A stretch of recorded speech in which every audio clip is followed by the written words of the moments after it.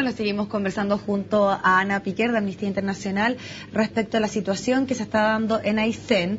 Y me gustaría un poco, Ana, porque muchas veces para ciertas personas el cuestionamiento es que hacen institutos como el tuyo, también lo que sucedió durante las movilizaciones con el Instituto de Derechos Humanos, creen que finalmente puede haber aquí tal vez una intencionalidad distinta porque estamos hablando de un gobierno de derecha, que finalmente que aparezcan estas críticas tiene que ver tal vez con eso. ¿Cómo respondes tú a esa situación, a que finalmente señale tal vez que durante los gobiernos de la Concertación no había una preocupación específica por lo que estaba sucediendo respecto a los derechos humanos?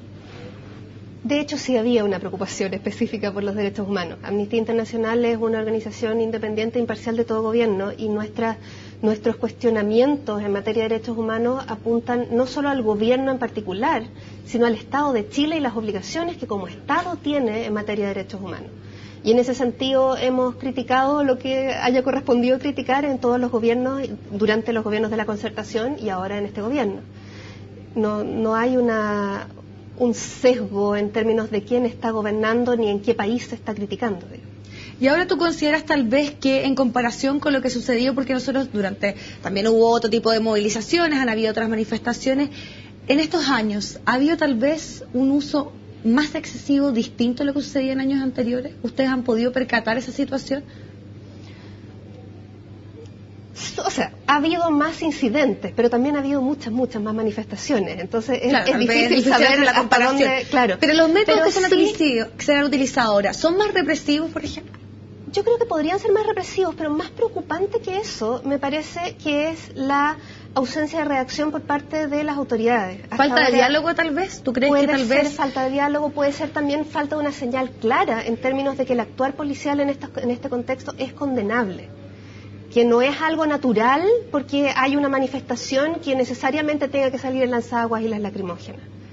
Y que necesariamente tenga que haber cientos de detenidos de los cuales casi todos quedan libres sin cargo. O sea, aquí hay una falta de reacción por parte de las autoridades en términos de decir, esto no es algo que debiera estar pasando y que hay que solucionarlo de otra manera.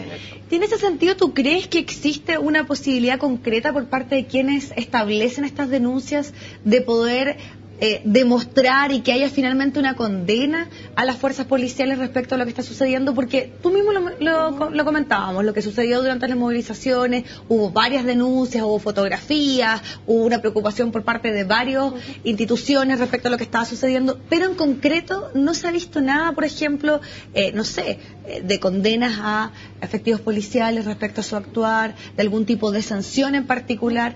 ¿Qué es lo que sucede? ¿Está de repente desprotegido el ciudadano que se manifiesta y que hace esta denuncia de que hubo un uso excesivo de la fuerza en contra de él? Yo creo que es posible que sí, que está desprotegido, que en este momento es difícil recabar pruebas, no siempre pueden constatar lesiones, no siempre las lesiones se constatan con la gravedad que efectivamente suceden, con frecuencia los casos que se denuncian se lleva a un sumario interno en Carabineros. En prácticamente ningún caso de los que hemos tenido conocimiento se ha llegado a una sanción. Cuando se llega a tribunales, normalmente, como en el caso, por ejemplo, de la muerte de Manuel Gutiérrez, se llega a la justicia militar, porque es un carabinero el que comete el delito, y eso hace también que se ponga en duda la imparcialidad de la investigación. Nosotros, de hecho, en el caso de Manuel Gutiérrez y en varios otros casos, hemos reiterado la necesidad de que este tipo de casos se vea en justicia ordinaria. Entonces, hay una cadena, debiera ser la justicia civil.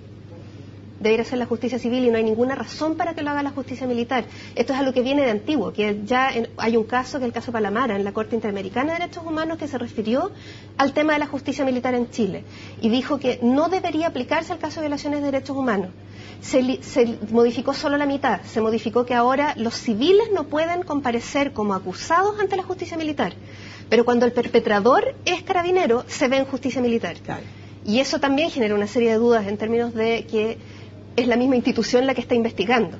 Ana, nos queda muy poco tiempo, pero me gustaría, para concluir, que tú nos pudieses decir qué va a suceder con todas estas denuncias, con todos estos casos. Ustedes están evaluando, por ejemplo, llegar a la justicia. ¿En qué se está ahora con todas estas denuncias, particularmente lo que está sucediendo en Aysén?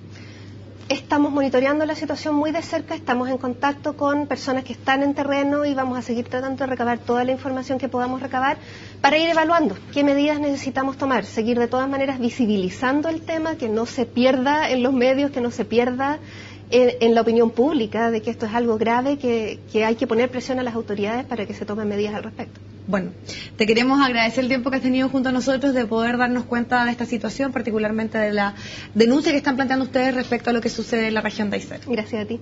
Bueno, y a ustedes también les agradecemos habernos acompañado durante esta entrevista y les recordamos que continúe junto a nosotros, sobre todo en CNN Chile en Alerta.